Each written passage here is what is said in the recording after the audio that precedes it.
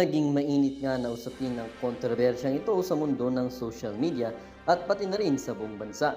Ngunit bago ang lahat ay kung hindi ka pa nakapag-subscribe sa ating channel na ito ay mag-subscribe ka na upang lagi kang maging updated sa ating mga bagong videos na ina-upload araw-araw. At pindutin na rin ang notification bell at syempre piliin na rin ang all upang maging aware ka kung mayroon tayong bagong video na nai-upload. At sa ating mga matatagal ng supporters or mga viewers ay maraming salamat po sa inyong walang sawang pagsuporta sa ating channel. Huwag din pong kakalimutang mag-iwan ng like sa ating mga videos at syempre i-share na rin ito upang ang ibang tao rin na iyong kakilala ay maging aware din sa kung anong nangyayari sa ating bansa.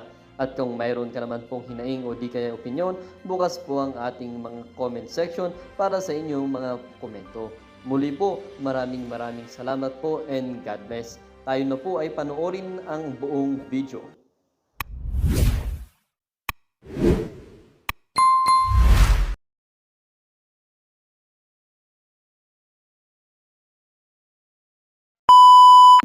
Interview, di ba? Ni Kiboloy. Okay.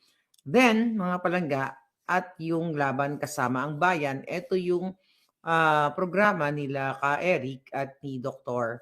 Lorraine Badoy. Ngayon, ayon sa sa MTRCB, yung gikan para sa masa, okay, gikan sa masa para sa masa, okay, na ito, basahin natin, na umere noong October 10, kung saan pinagbantaan umano ni dating Pangulong Rodrigo Duterte si Franz Castro. Alright, pinagbantaan daw. Ito mga kasinungalingan ang NPA pa ngayon at ang mga makakaliwa ang pinagbantaan. Mga salot sa bayan, sila pa ngayon ang mayroong power dahil nga, syempre, mga bataan na yan ni Romualdez. Alright? Dahil nga ang punteriya talaga si Duterte, ang mga Duterte. At sabi ko nga sa inyo, kung pupuntahan niyo po ang ating Boljak TV, ang ating channel, bago pa ang kaguluhang ito, ay sinabi ko na po yan sa ating episode na Operation Itutumba. Hi Princess Maui, how are you? Ayan, pakipollow, pakisubscribe si Princess Maui Palangga. Maverick Michelle Benson, hello Palangga. Alright? Ngayon, okay. Okay, so, ito sabi ng balita nakatanggap din umano ng reklamo ang MTRCB sa November 27 episode ng Laban Kasama ang Bayan tungkol sa maling report na 1.8 billion travel funds ni House Speaker Romualdez. Ito nga po yung tinatanong ni Ka Eric na totoo ba na ayon sa kanyang puting ahas na may 1.8 billion na travel expenses si Tambaluslos. At hindi naman sinabi ni Ka Eric doon na I'm 100% sure. Okay, wala siyang sinabi na confirmed. Kaya nga pinapaliwanag niya itong si Tambaluslos at Kongreso totoo ba? 'Di ba? Dahil yan naman ang practice ng mga media sa atin.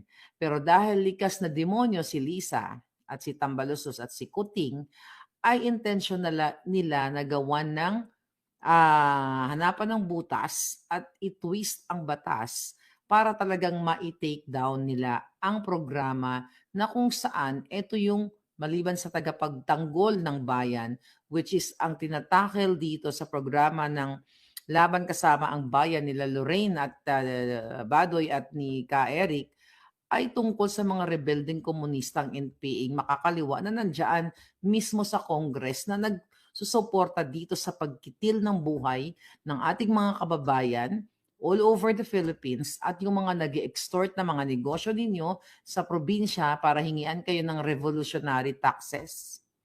So ito yung nilalaban ng Laban Kasama ng Bayan. At again, ito po ay gawa ni Lisa Ahas Araneta Smugs. 'Di ba? Hindi naman ako manghuhula, pero naikwento ko na to sa inyo dahil ito talaga ang kanilang plano.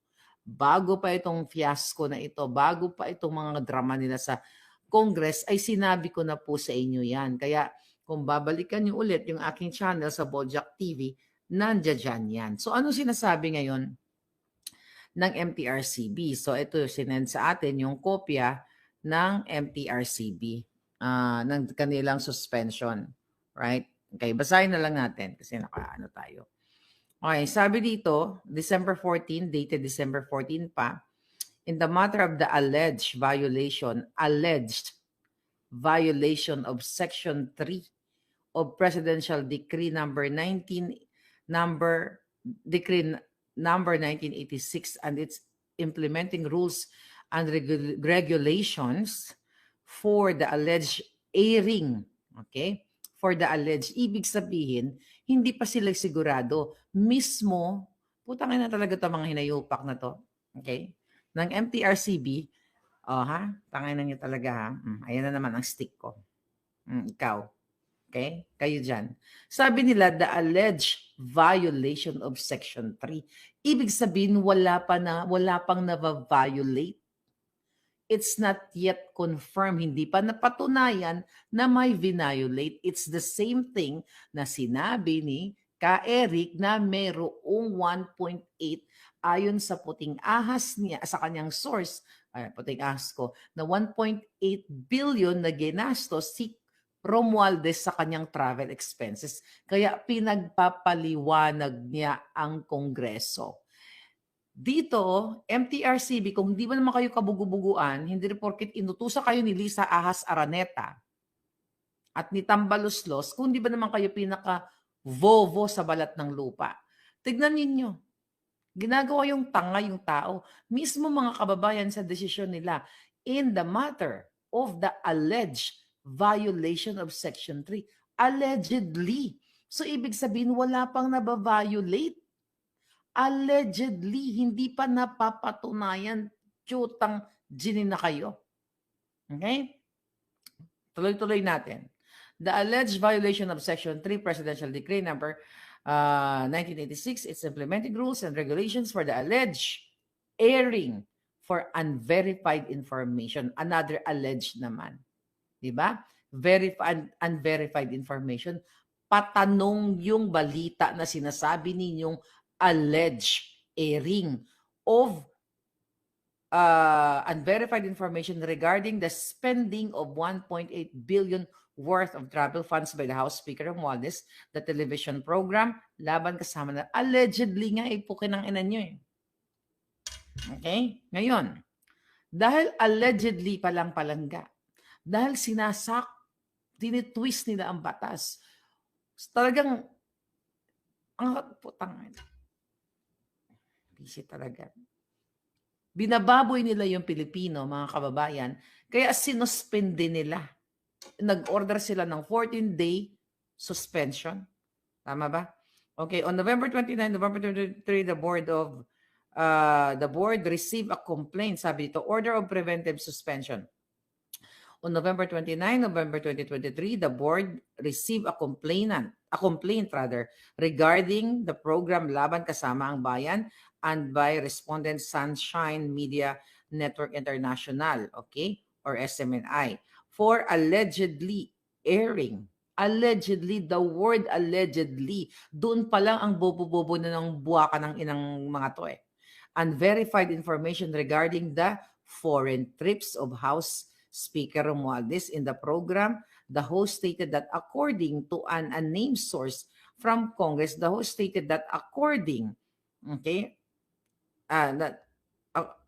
according to unnamed source from Congress, Speaker Romualdez allegedly spent over 1.8 billion in his international travels with his entourage. Such unverified reports is alleged to be in violation Section 3. Kung di ba naman, alam niyo mga palangga, kahit elementary, alam ang ibig sabihin na wala pang na-violate ang SMNI. So, tinarget sila ni Lisa, ni Tambaloslos, at ng MTRCB, dahil ang mga MTRCB ay mga asong julol na sunod-sunuran kay Lisa Ahas Mugs. Dahil sinabi ko na po ito sa ating episode na Operation Itutumba. Hahanapan ng butas ang SMNI. Kung walang butas, lalagyan nila ng butas o tataniman nila ng kaso at kakausap pa naghahanap si Lisa ng mga dating empleyado ni Kibuloy para mag-witness against him o gumawa ng kwento laban kay SMNI dahil sa galit ni Liza at ni Tambaluslos kasama na si Kuting dahil hinahayaan niya yung mga hayop niyang ahas, di ba? Para gipitin ang SMNI dahil ayaw po nilang mamayagpag ang Duterte. Lalo na si Inday na threat sa kanila dahil minsan si Kuting ay nag-muscle spasm, natakot si Lisa Ahas Araneta na hindi nakagalaw si Kuting. Di ba? So ngayon, nung hindi nakagalaw siya, akala matitegi na si Kuting. Kaya natataranta sila na kung matsugi si Bongbong Marcos Kuting Jr. ay automatic si Inday Sara ang papalit. Kaya po ganito ang ginagawa nila. Sinabi ko na to bago pa tong mga leching suspension na ito. O, sabi ng MTRCB, the board has the power to approve or disapprove exhibition and or television broadcast or television program which in the judgment of the board applying contemporary Filipino cultural values as standard are objection for being immoral, indecent, contrary to law or good customs, injurious to the prestige of the Republic of the Philippines. Kayo yung mga what? Ano? Sabi niyo dito? Tinitignan ninyo ang immoral, indecent, mga ganyan chucho. Anong ginagawa nyo? Hindi lang ka-immoralan to. Kademonyuhan ang ginagawa nyo, MTRCB. Hindi nyo nga napatunayan na may na-violate ang SMNI. Sabi nyo nga, alleged violation. Diba? From the word alleged, napakasimple lang naman yan. Kahit sabi ko elementary, kayang intindihin. So nilabag ninyo ang inyong mandato na dapat kayo lahat ay ikulong sa kumunoy na kumukulo-kulo. Okay? Sa apoy. Para kayo ay mangamoy at magmukhang turagsoy. Diba? Sa totoo lang, nakakatawa to mga palangga, mga hinayupak na ito.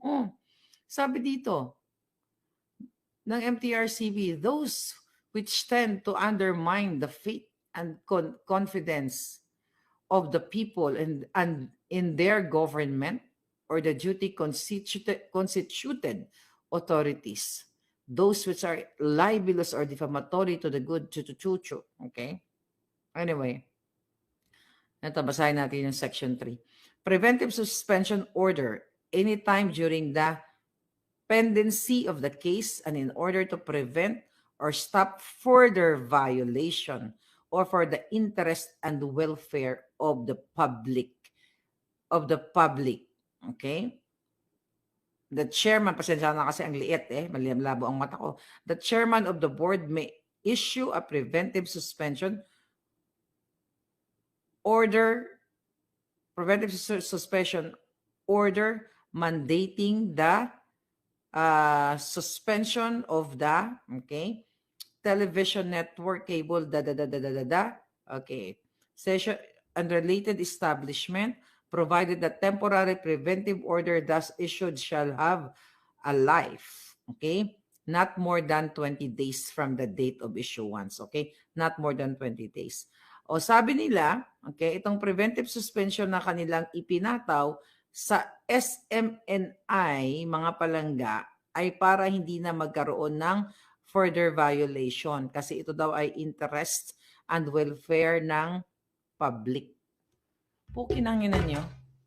Interest ng publikong malaman ang ginagastos ng mga buwakang inang senador, mga kongresista, kanilang mga travel funds, ng kanilang mga pork barrel, ng mga pondo nila dyan na ayaw nilang ipa-audit o ayaw nilang ipakita ang detailed auditing sa taong bayan. Yan ang nagkakaapekto sa welfare ng taong bayan dahil sa bawat pagnakaw, bawat pagbulsa ng mga ginayupak na kongresista ng mga taong gobyerno ay nakasalalay ang kinabukasan at kinabukasan ng taong bayan. Ayoko na sumigaw mga palangga. Okay? I'm tired sa kasisigaw sa mga jutang ginemes na ito.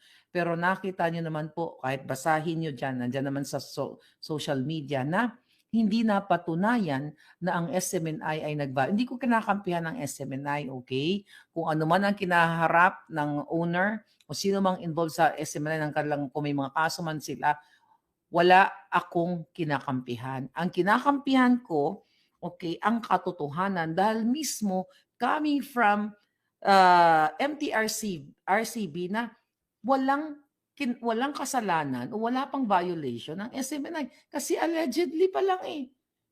Wala pang napapatunayan na nag-violate sila. Tapos sinuspendin na nila. Eh di ibig sabihin, tama yung aking puting ahas na nagsabi na ito ay utos ni Lisa, ni Tambaloslos, ni Kuting na personalin at atakin ng SMNI, i-take down ang kanilang mga the whole SMNI para wala ng platform si Inday Sara at ang mga Duterte o yung mga taong nagkikriticize sa buwaka ng Ginemes na Kuting Ahas administration na ito. Makita niyo mga palangga? Matapos ginawa itong mga ito, baka may bonus din kay Lisa Smugs at kay Tambaloslos ang MTRCB. Magkano mga bonus niyo? Milyones after niya masuspend. Kasi ang mga kongresista, okay, na nag-contempt kay Lorraine at kay Ka-Eric, ay may bonus na milyones bago mag-break ang sesyon noong December 16. So MTRCB, magkano ang isinalaksak sa mga kipay ninyo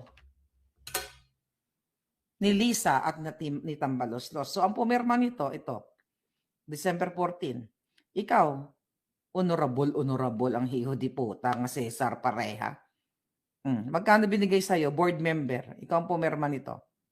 Pablo Reyes. Utos, siyempre may basbas ito ni Lala Soto. Si Lala Soto pa rin, di ba? Magkakasabot yung mga yan. Ay, si Princess Maui. Star na star si Princess Maui dyan. Okay ba lang nga? Hindi ko na matanggal si Princess Maui. Okay lang yan. Para andyan yung kanyang pangalan. Commercial natin yan ngayon. Alright. So ngayon, mga kababayan. Ayan. Ay, ito na pala siya. Okay, mga kababayan. So ngayon, ito na. Alright. Okay. Ngayon, ito na mga kababayan, palangga. Self-explanatory na ginipit ng gobyerno ang SMNI. Wala na tayong pag-uusapan. Doon na lang tayo magbe-base sa word na allege. Okay? Ito ay pamimersonal at pag-aabuso ni Kuting at ng MTRCB at ng Kongreso sa kanilang power. You know that already. But dumako tayo sa susunod nating topic. Okay? Sabi ni Amy, kung napipili lang ang kamag-anak. Okay, sagutin natin yan. Ano sa tingin niyo? Okay, Senator Amy, maganda actually ang mga sinasabi mo ngayon na kung napipili lang ang kamag-anak. Ayan, tingnan ko yung mga comment. Okay? Actually, mga kababayan, okay, sabi niya, okay, ilang share na ngayon? 5.8 thousand shares kung napipili lang ang kamag-anak. Okay. Ganito lang yan, Senator Amy. July pa lang, nag-uusap na tayo. Okay? Alam mo na si Lisa Ahas, kahit anong gawin mo, nakadugtong yung dugo niyang itim sa'yo. Nag-usap na tayo noong July na ang demonyo sa gobyerno ay si Lisa. At nag-a-agree ka sa akin. Actually, I'm trying to retrieve yung mga messages ko po sa kanya sa Viber, but minalas ako, nabura yung ibang mga message ko. Kasi nirestore ko, tapos biglang nawala yung mga mensahe. Pero may isang message si Senator Amy nung July sa akin. Ito, may date to. Okay, July 23, 2022.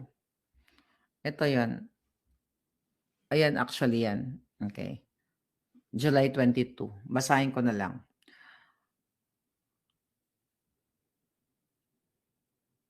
Pagtitiwalaan. Ano ba sinabi ko dito? Ba't putol? Okay. Niretrieve ko na lang to palangga eh. Pagtitiwalaan kundi ikaw. Okay. Ako to ang nagme-message. Ramdam ko naman ang eksena ni Lam. pero tahimik lang ako. Pero at the end of the day, si BBM pa rin ang kawawa dito at kayo manang. Yan po yung message ko sa kanya. Okay, ayan. Kasi nung time na yun, July na yun, hindi ko matanggap na nabudol ako. Kaya kinakausap ko si Senator Amy na baka meron siyang Tsaka sinabi ko na to sa inyong message. Sabi ni Amy, Marcos ang nakataya. Second chance na natin ito. Message po yan ni Senator Amy. Okay? Sabi ko, sagot ko, yan ang sinasabi ko, kaya nalulungkot ako. Kaya tayo nanalo dahil ang mga tao mahal si Marcos. Bakit pa kasi sila nakikialam sa lahat ng bagay? Hay nako, dapat pagbakasyonin muna siya. Ha ha ha. Yun ang sabi ko. Actually, marami pa ayan ang message ko. Actually, maraming messages at ang mga messages namin pinag-usapan namin ni Pebbles nung kami nila SAS nung nakaraan nang sinabi ko kay Amy na Manang Amy, mayroong pasasabugin si Pebbles na mga issue. Kaya ko sinasabi kay Amy yun para magawan niya ng paraan na maampat yung ginagawa ni Lisa Ahas Aranta Marcos. Kasi under the saya nga si Kuting, di ba? So anong sagot ni Amy sa akin yan? Ano yun, Maharlika? Yung pagpapadeliver ni Lisa ng pulburon. Actually, ang exact niya sinabi is shabu. Yes. Yeah, I'm trying to retrieve. At saka alam ni Pebbles siya. Yung pinag-usapan namin. So ngayon, balik tayo dito sa kanyang mensahe. Okay, Senator Amy, ito lang kasi. Maganda na sana yung sinasabi mo kung napipili lang ang kamag-anak. Definitely, hindi talaga napipili ang kamag-anak. Kung pwede lang ako mamili ng kamag-anak, 'di ba? Eh di sana pinili ko na si Elon at saka si Jeff Bezos at lahat ng pati si Zuckerberg, 'di ba? Pinili na nating lahat.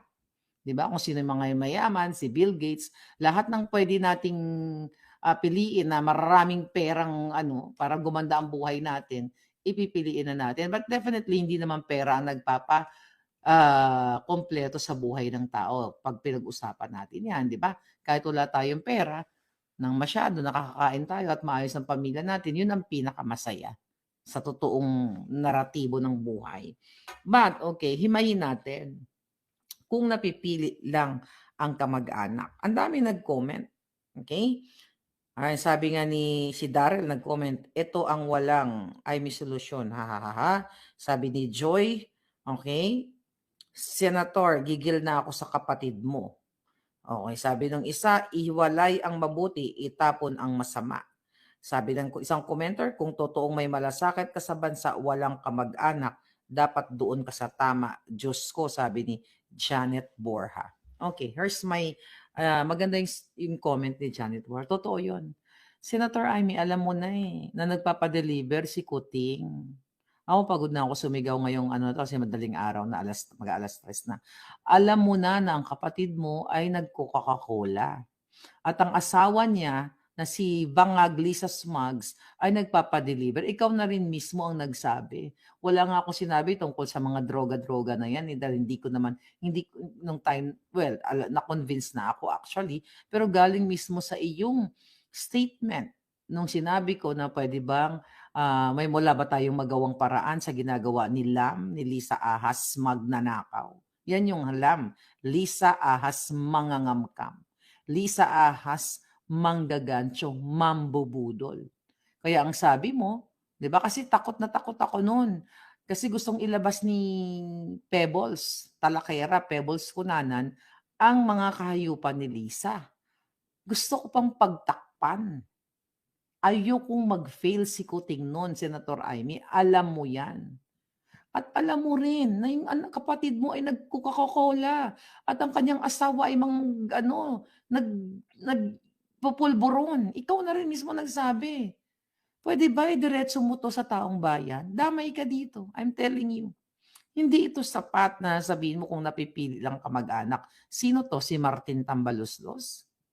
Hindi ang tao ngayon, hindi na po pwedeng, wow, bibilib kami kay Senator Amy. Bibilib kaming lahat sa iyo at mahihiwalay ka sa kapatid mo, kay Kuting, kay Tambaloslos.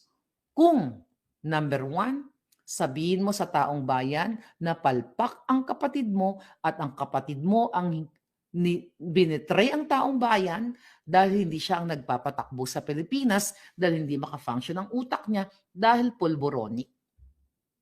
Bibilib kami sa'yo at maaaring iboto ka sa susunod na halalan kung sasabihin mo sa taong bayan, okay, at mag-initiate ka ng investigation laban sa iyong kapatid at kay Lisa Ahas Mugs na nakipagsabwatan sa Smartmatic based dun sa signed affidavit ni Attorney Glenn Chong na nandyan sa COMELEC. Dahil, Senator Amy, ulitin ko, ikaw ang chairperson ng Committee on Electoral Reforms. Maniniwala kami sa'yo. Pero hindi ito enough. Maganda na ito kung tutuusin yung mga statement mo kung napipili lang ang kamag-anak. Be specific, sinong kamag-anak? 'Di ba? Para kung si Tambaluslos yan, ilagay mo yung pangalan. Kung yung kapatid mong Judas, Estas, 'di ba? Ilagay mo rin ang pangalan. Kung si Sandro Marcos na sinasabi mo, 'di ba? So young yet so corrupt. Sino dito sa kamag-anak mo? Ang dami mong kamag-anak. Nadadamay ang mga kamag-anak mong ako naniniwala ako na may mga kamag-anak ka pang matitino. Okay? Maybe sa Marcos Edralin side. At pwede rin sa Marcos Romualdez kasi maaaring hindi naman 100% na Romualdez ay demonyo at hindi naman 100% na Marcos ay demonyo. Kasi kahit naman tayo, kahit may mga kamag-anak tayong mga Jejimon, di ba? Pero hindi ibig sabihin, yun ang magde-define sa atin bilang tao. Let's say, ikaw, Amawi, kung may kamag-anak kang nuknukan ng batugan, ibig sabihin, hindi naman yun re-reflect sa'yo na ikaw ay batugan din. Or may kamag-anak ka na si Rogelio, okay? Kung may pagkaanak ang ganitong klaseng nagpupulburon, hindi ibig sabihin si Rogelio ay nagpupulburon din. So, sino? Senator Amy, liwanagin mo, sino sa kamag-anak mo? Okay? Ang napikang-pika ka, kaya ka nag-utter ng kung napipili lang ang kamag-anak. Kasi ako may moment din ako niyan eh. Kung pwede ka lang pumili ng kamag-anak, doon na ako sa mga almost 100% perfect. Pero wala namang ganon. 'Di ba? Lahat naman tayo may mga may mga kalechihan sa buhay. Actually, sabi ko nga sa Junakis ko kanina, nagkakwento siya tungkol sa kanyang, yung kwento ng Junakis ko. Panganay kong Junakis, nagkakwento siya tungkol sa mga classmate niya dito sa Amerika. Na ganito daw, na ganyan, nagko-complain siya. Erica Steven, thank you palangga. Nagko-complain siya na ito yung mga attitude. Sabi ko sa kanya, anak, sabi ko na gano'n.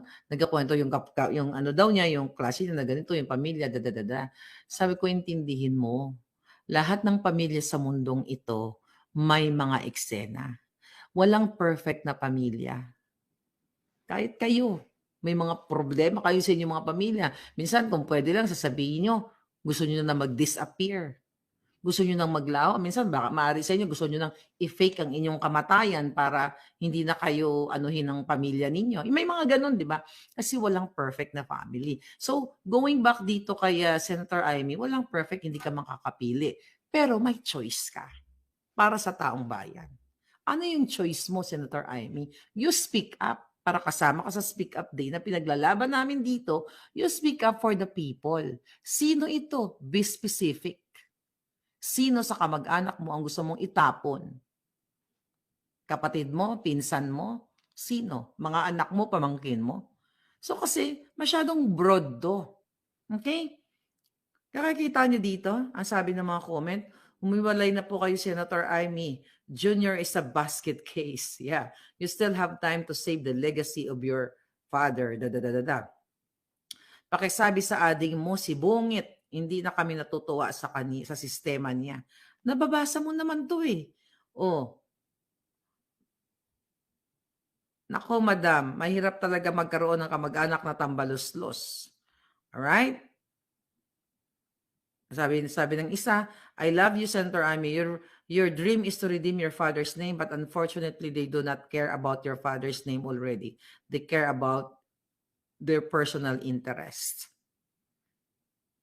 Ano pa sabi dito? Pinsan niyo po ma'am ang sisira kay PBBM sa inyo, da. So nababasa niyo ito, sukang-suka na yung taong bayan.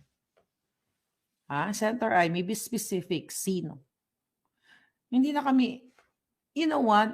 We're giving you actually, sa channel natin, binibigyan namin kayo ng hanggang end of this year para, naka-break pala ang session ngayon. So, lusot kayo. Sa January 20 pa kayo babalik. So, okay, pagbigyan ka namin hanggang January 21 para maniwala ang taong bayan, maniwala ako sa inyo, okay, na hindi nyo kami binubudol, di ba? Ayaw na naming mapabudol muli. You start sa pag-open ng sesyon sa January, mag-initiate ka ng investigation at i-drag mo ang buwakang inang si Lisa Smugs na alam mong pulboronic kasama ang kapatid mo. Ulitin ko, in the first place, alam mo ng pulboronic yung kapatid mo, pinapartner mo pa kay Inday. Isa na, ikaw na lang tumakbo. Diba? So, kung hindi mo kayang gawin yan, Senator Amy, na ikalad ka rin ang buwakang inang si Lisa Ahas sa pakikisabwatan sa Smartmatic at hindi mo imbestigahan ang kanyang pakipagsabuatan sa Smartmatic based sa ebidensyang inilatag ni Atty. Glenn Chong, then isa ka ring basket case, sabi ng comment ng nag-comment. Isa ka ring wako-wako. 'Di ba? Terminology ng ano mo 'yan, ng in-law mo, sister-in-law mong Jotang Janina.